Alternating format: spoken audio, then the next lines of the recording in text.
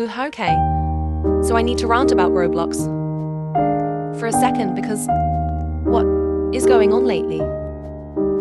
Why does every time I try to play a game, it's either lagging, kicking me out, or the servers are acting like they're held together with tape? And don't even get me started on the updating Roblox pop-up. It shows up at the worst possible time, like it has beef with me. And why does every cute outfit I like suddenly cost like 500 Robux? I swear, I can't even accessorize without feeling broke. I still love Roblox, but oh my god, the chaos is unreal sometimes.